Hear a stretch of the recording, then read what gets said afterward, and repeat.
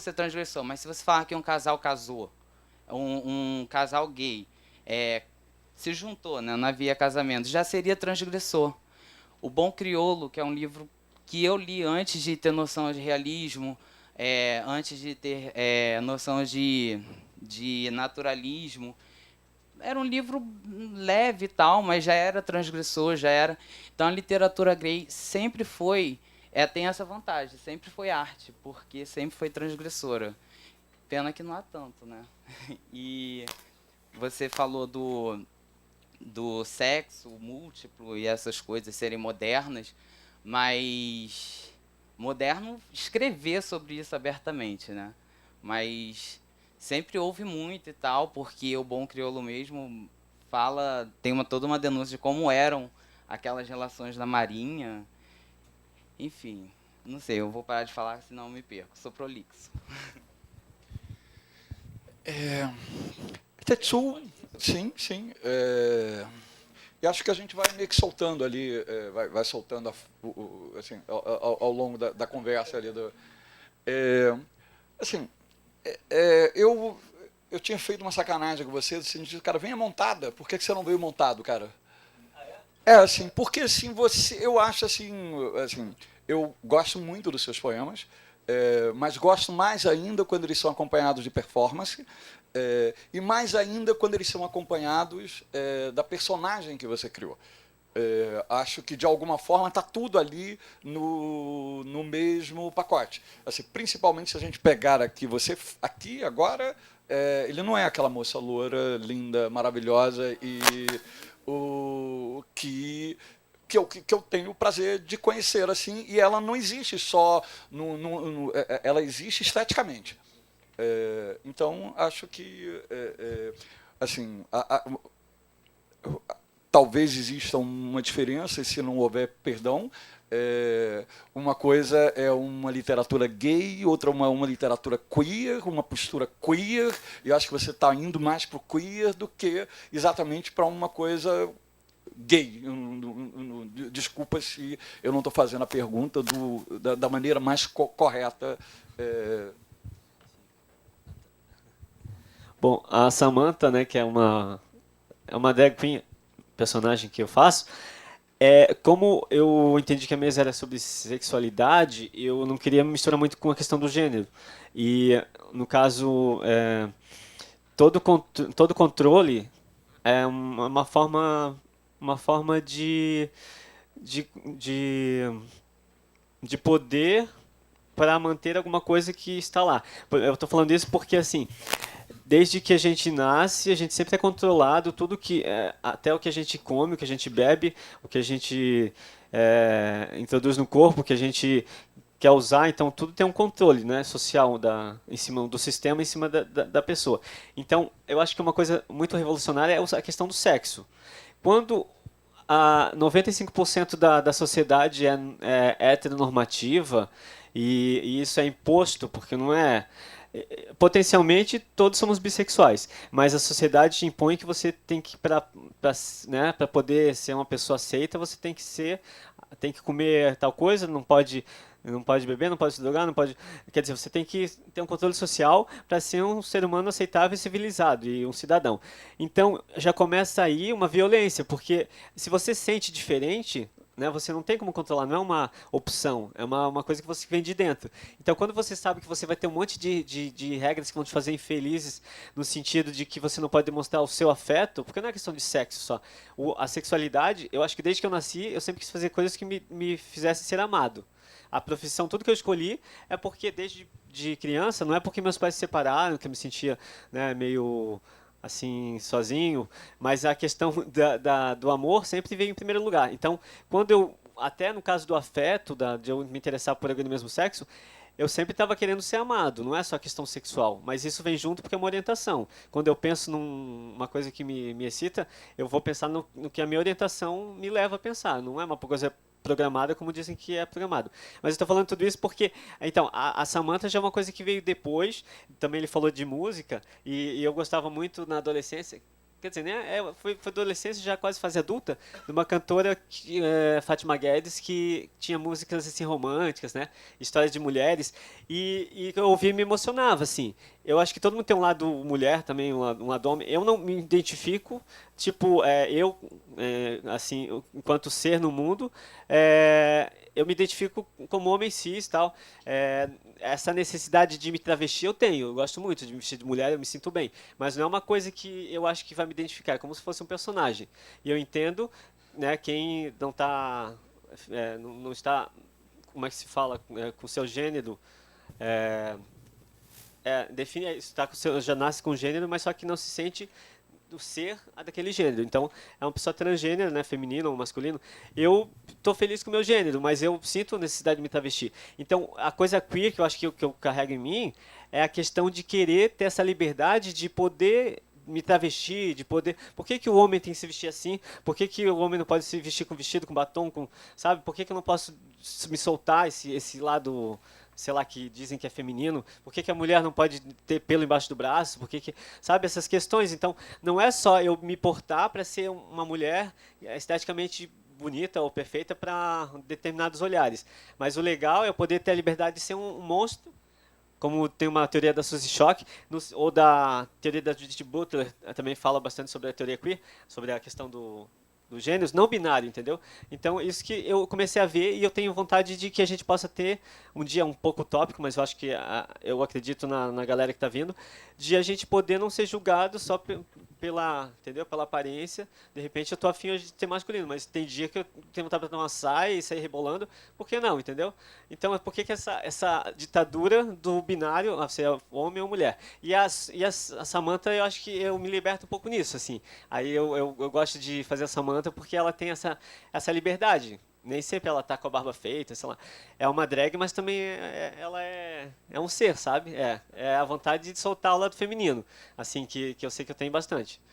Não sei. E aí o Júlio também me ajudou, o Miguel, na Flup, porque esses contos, quer dizer, contos, dessa vez eu participei com poesia, mas os contos que eu tinha guardado, aí eu comecei a querer soltar, porque eu vi que era legal, que isso que eu senti em alguns contos, algumas poesias gays, eu tava falando de mim, mas de repente alguém que lia estava sentindo o que eu estava sentindo também. Sabe? Uma expressão, uma vontade de gritar. Acho que é isso. Os quatro têm um background de periferia, que acabou de eleger o Crivella. E você, em particular, você é de uma família evangélica. Eu tendo a achar que o que vai libertar o Rio de Janeiro, a periferia do Brasil como um todo, das igrejas evangélicas, são os homossexuais. E acho que eles, politicamente, eles vão ter um papel muito mais importante do que o hétero, etc. e tal. Assim, mexe em costume, mexe em comportamento, etc. e tal. Assim, antes de meio que de fazer o microfone rodar para outras perguntas, assim, como é que foi sair do armário dentro de um ambiente claramente conservador? Assim, mesmo você vendo filme pornô com papai e mamãe, minimamente a sua vizinhança não era exatamente uma vizinhança, você não era vizinho do Mick Jagger. Não sei. Vambora, gente, vambora. Eu vou começar então por causa do tema do evangélico.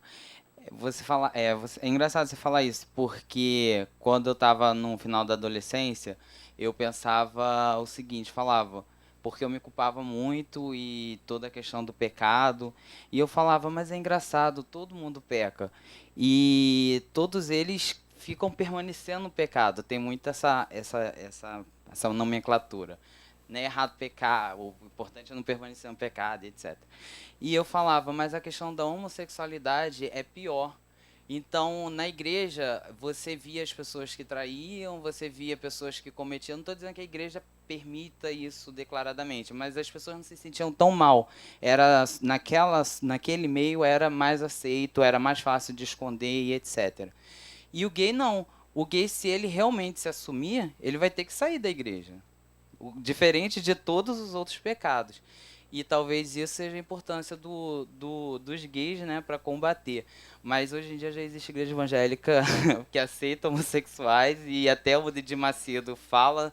Teve uma época que ele estava com um papo muito, muito diplomático quanto a essa questão, e eu desconfio um pouco, porque, enfim, não quero causar polêmica, mas eu desconfiava, assim, também dá oferta, né, se o gay, se o gay tiver lá, né. E, bom, e a pergunta mais direta que você fez sobre sair do armário nesse meio. Eu tenho uma relação muito diferente com a minha família. Eu sou muito, muito, muito, muito família. E eu acho que, fora a homossexualidade, eu sou uma pessoa até careta, assim. Mesmo com a homossexualidade, eu sou careta, mas as pessoas não enxergam o homossexual como careta, não adianta, né? Mas eu tinha uma relação muito íntima com a minha família e o tempo todo eu estou com eles. Eu acho que amigos, laços de amizade muito forte, sem ser com primos, eu fiz já adultos. E apesar de eu sempre ter as pessoas saberem que eu era gay, porque eu nunca consegui esconder, eu nunca fui muito másculo, eu sempre dei pinta. Mas eu vivia muito bem, porque as pessoas em geral gostam de mim, eu não sei, dizem que eu sou carismático, e eu vivi muito bem assim, sem tocar no assunto. E até porque eu só saí do armário mesmo com 18 anos, mesmo assim, não tocando no assunto, eu estava muito bem. Até que eu questionei, falei assim, mas é fácil ficar muito bem. Todo mundo ali fala o que sente, fala o que quer, e todos eles concordam. E eu estava bem ali, mas eu não falava o que era. Eu agia como eu ajo. Eu nunca fiquei me segurando no meu gesto, no meu jeito de falar. Mas eu não podia falar de quem eu ficava, eu não podia falar para qual balada eu fui, eu não podia. Então eu falei, é muito fácil, eu vou testar essa minha relação com a minha família. E isso foi realmente desafiador. Eu conversei com a minha mãe, eu não falei diretamente com todo mundo, porque dá um certo trabalho. Mas eu já comecei a colocar no Facebook. Se eu estivesse namorando, eu colocaria meu status namorando, porque eu acho importante. E eu fico feliz porque não mudou. Mas eles deixam bem claro que não aprovam. Mas claro que muda um pouco a minha relação com eles, mas foi um teste e foi difícil. Mas minha mãe aceitando, todo o resto. E só não foi mais difícil porque meu pai saiu de casa muito cedo, e com certeza seria um problema bem maior com o meu pai em casa. Na infância eu lembro dele brigando, mas o meu pai se ausentou tanto que perde um pouco a moral de dar palpite nisso. Ele precisa saber de tanta coisa antes de saber da minha homossexualidade que, enfim, eu deixo morrer. Aí ele pergunta sobre namorada, eu finjo que não ouço e tal, o vejo de vez em quando. Mas um dia ele vai saber. Mas eu não pretendo falar diretamente, eu não sinto essa obrigação como eu senti com a minha mãe.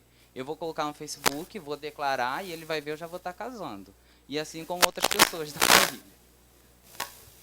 Não pense que porque eu vi filme pornô pequeno que meus pais são totalmente cabeça aberta, não. Eu tive muito problema com a minha mãe. Com meu pai, não. Meu pai é policial militar, aposentado já, e ele, tranquilo. Assim, ele falou, eu te amo do jeito que você é. Ele até fez uma piada, falou, podia ser pior, ele podia ser travesti. E aí eu falei, não é que seja pior, não é pior, não deve ser visto como pior. Mas enfim, a gente riu e tal. Agora minha mãe não, minha mãe, enfim, já ouvi todas aquelas frases clássicas, né? Queria que meu filho, preferia um filho bandido que um filho gay, não sei o quê. Até que hoje, o meu namorado tá aqui sentado, ela adora ele, ama o Hugo, antes até dele ser alguma coisa assim. Vocês não são iguais, mas das fotos vocês são iguais, cara. Eu falei que não éramos. E aí, assim, eu me sinto muito feliz de hoje ter esses programas familiares. Eu acho que é muito importante isso de você ser quem você é e ser aceito como você é. Minha família toda conhece o Hugo, minha mãe, todos os meus familiares, todo mundo aceita muito bem, tá lá no meu Facebook. Hoje eu sou totalmente assumido. Já era para todos os meus amigos desde 2012, mas hoje, em 2015, oficialmente para a família. E foi muito difícil, assim, a frase não saía da minha boca. Quando eu fui falar para minha mãe, de fato, se não fosse uma amiga minha, tá, e me obrigar a falar, eu não teria falado naquele dia. Com certeza, foi realmente muito difícil. Até que eu tive que também já ouvir dela perguntar quem é a mulher da relação. E aí eu falei, Hugo, vou dizer que é você. Não vou dizer que sou eu, não. Mas enfim. Mas aí eu falei pra ela que não tem mulher. São 2 homens. Enfim. Então não é uma coisa muito fácil. Assim, as relações familiares elas não são fáceis. As pessoas não são condizentes com as suas próprias posturas. A minha mãe, ela era amiga muito amiga de um homem que era homossexual, faleceu quando começou a epidemia de HIV, e eu ficava surpreso da forma como ela era preconceituosa, porque ela fingia que era namorada dele para a família, então como para ela era tão difícil ter um filho gay, mas é aquela coisa, né? O filho não pode ir lá fora, dentro de casa não. Mas é isso, acho que é importante você mostrar quem você é. Tem gente que fala que essa coisa de sair do armário à forceps é errado. É errado, as pessoas têm que ter a liberdade de viverem confortavelmente, mas eu acho que é importante todo mundo mostrar, que seja uma coisa pública, que não seja uma coisa escondida. O armário ele não faz bem pra gente em nenhum momento. Acho que o importante é que a gente realmente possa viver fora dele. Eu também acho o armário. Eu acho que eu vivi a minha vida quase toda no armário, não sei se saí realmente ainda, porque assim, o meu pai nem chegou. Fala com o teu pai, porque o meu pai nem chegou a saber que eu era gay. Quer dizer, os pais são inteligentes, acho que eles sabem, mas eu não cheguei a declarar e assumir, porque até os 26 anos eu frequentei uma religião muito assim, castradora, sabe? Não é a religião católica, mas é uma religião. E tinha muitas coisas boas, não é que eu me sentia, que coisa terrível, não. Eu realmente achava que estava sendo errado, pecador, queria mudar, achava que era uma coisa do demônio. Tudo isso que me colocava na cabeça eu achava, e sofria muito, eu só não me matei porque, sei lá, porque eu sou forte. Então acho que tem esse perigo, e é isso que as pessoas não veem. A gente ninguém escolhe ser homossexual. Então a gente sofre muita pressão e não é todas as pessoas que aguentam. Assim, hoje em dia a gente tem mais informação, tem mais esclarecimento, até as militâncias acho que foram importantes para isso, estão sendo ainda para mudar a cabeça das pessoas, porque a gente sofre muita violência desde que nasce. Quem sabe que é gay aqui sabe do que eu estou falando. Então, assim, eu acho que é importante, mas a pergunta foi sobre como, né, eu assumi. A minha mãe, eu acabei batendo de frente com ela assim, ela também é de uma religião agora, mas ela aceita, eu também me impus mais, assim, eu vi o que eu queria, eu sabia, eu comecei a ver que não é nada disso, eu comecei a ver que no passado tinha vários costumes religiosos costumes que não se seguem mais, e por que eles querem ficar nesse ponto da homossexualidade, e também porque eu vi que era uma coisa que estava me prejudicando, e aí eu não sendo feliz não fazia ninguém feliz ao meu redor. Então eu acho que eu até gosto desse papo atual, porque ele tem uma fala bem amorosa e até com relação aos gays. Então, eu acho que é isso. Eu acho que o caminho é o amor, o resto é a humanidade se desencontrando. Acho que todos têm que se encontrar no amor e se aceitar primeiramente e depois ver que cada ser é totalmente individual. Mesmo a gente sendo gay, a gente é totalmente, cada um tem o seu jeito, entendeu? E até é legal que até as pessoas se unissem mais para poder mostrar que cada um é um independente da sexualidade. O caráter não tem nada a ver com isso. Mas eu acho que é isso. Bom, a gente se percebe gay, né? Eu nunca me vi de uma outra forma, embora o sistema que eu tenha sido criado, a minha família sempre tivesse me impulsionado para não ser gay, né? Então, eu via, minha mãe era caçula de uma família de 7 irmãos, a única mulher, então eu como não tinha mais pai, tinha aquela pressão dos meus tios para que eu fosse jogador de futebol, para que eu lutasse karatê, para que, enfim, que eu falasse grosso, não falasse que o homem faz xixi, que o homem mija, que o homem não tem sombrinha, o homem tem guarda-chuva, tinha todas essas... Agora, é muito louco, porque você vê, a gente não conta para a família da gente que a gente é heterossexual, né? A gente não faz, não cria esse ritual. Nossa, como é que eu vou contar para minha mãe e para meu pai que eu sou heterossexual? E a gente tem que fazer isso para... minha família não tem viado, não sei, a gente está em quantas gerações, nunca teve viado na família, e eu, já com 6, 7 anos, gente, eu sei que aqui ninguém é dessa época, mas passava uma novela chamada Baila Comigo, e a Beth Faria fazia uma bailarina. Vocês lembram, né? Lembram? Não me deixe sozinho nessa. E a Beth Faria, todo mundo sabe quem é, não sabe? Ok. E ela fazia uma bailarina e ela fazia umas coisas assim. Minha primeira grande aspiração para o futuro, ainda criança, era ser bailarino. E curioso que eu sempre namoro bailarinos, é impressionante. Eu conheço o cara. E aí, o que você faz? Pô, sou bailarina. Tá.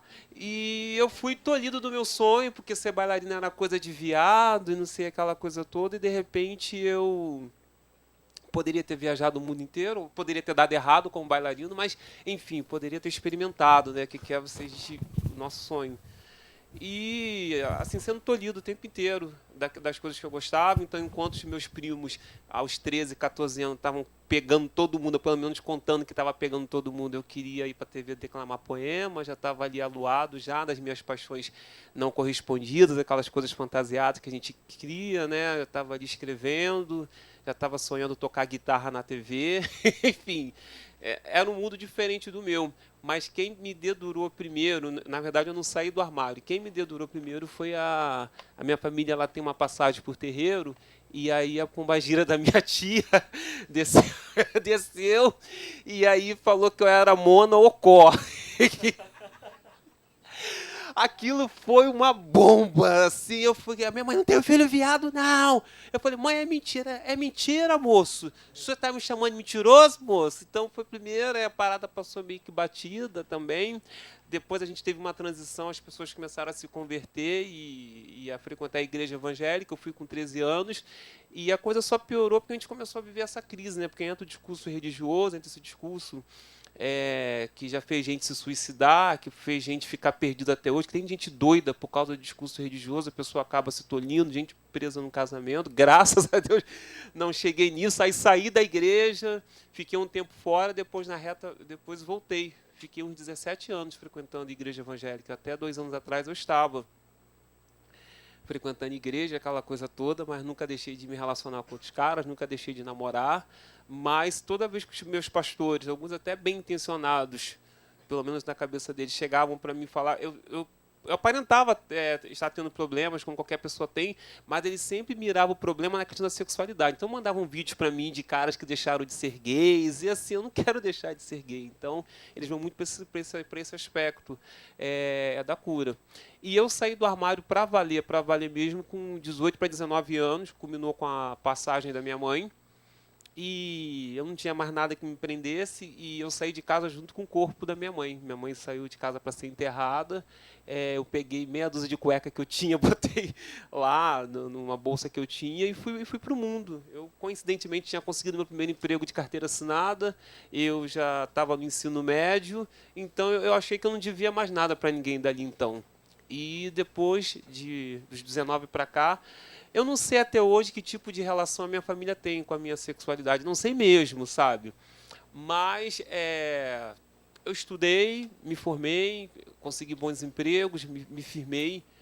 E acabou que eu fui o primeiro da família. Ok, fui o primeiro a sair do armário. Mas fui o primeiro a ter 2º grau completo, uma família que ninguém chegava a lugar nenhum, que os jovens, assim, eu tenho vários primos que não chegaram à idade que eu tenho hoje, morreram assassinados porque se envolveram com tráfico, se envolveram com outras coisas, então não estão aqui para ver. Eu fui o primeiro a entrar numa graduação e tô aí. Eu não sei que tipo de relação. O meu irmão, por exemplo, meu irmão caçula, eu percebo que ele tem uma relação assim meio que de arrependimento comigo, assim. Eu percebo ele tentando, sabe, Júlio, recuperar o tempo perdido, porque a gente ficou muito afastado, porque o irmão do Dundu é viado, que não sei o quê.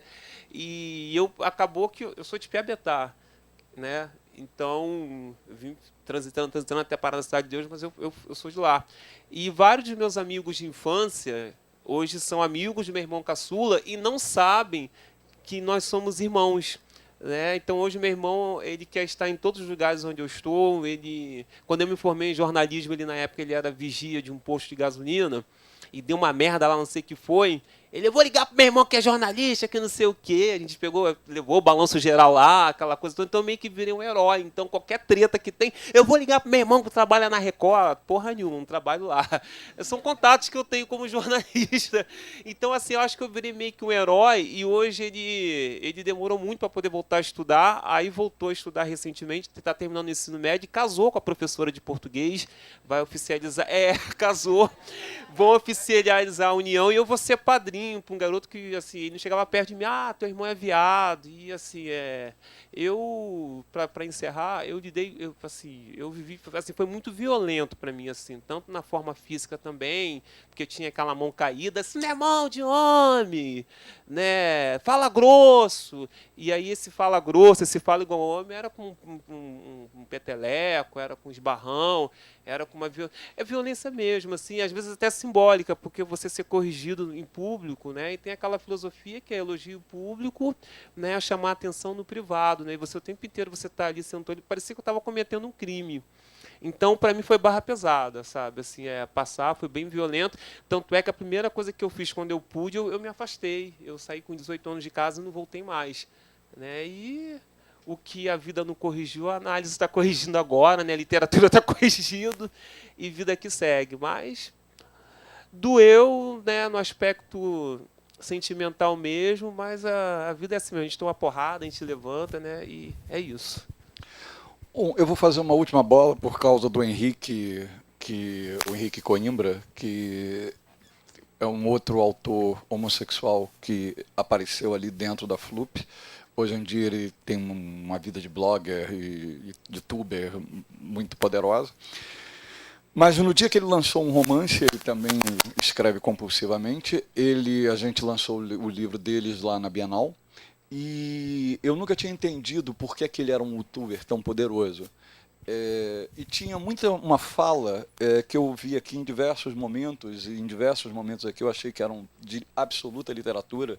E a minha pergunta assim, por que você não escreveu sobre isso? Por que você não escreveu sobre o balanço geral? E assim, tinha todo um séquito ali de uma turma que não se suicidou por causa do Henrique. Porque a gente tem uma periferia cada vez mais conservadora, você tem uma periferia cada vez mais pautada pelas igrejas evangélicas, você tem uma família que absolutamente tenta, entre aspas, te curar, e isso produz depressão num ponto quase que no nível do suicídio. E assim, ele produz menos literatura do que isso, do que exatamente comunicação no YouTube. Meio que levantar essa bola, não sei se vocês falam sobre isso, sobre o quanto, assim, porque, cara, eu amo a minha mãe, entende? E a minha mãe não aceita o que eu sou?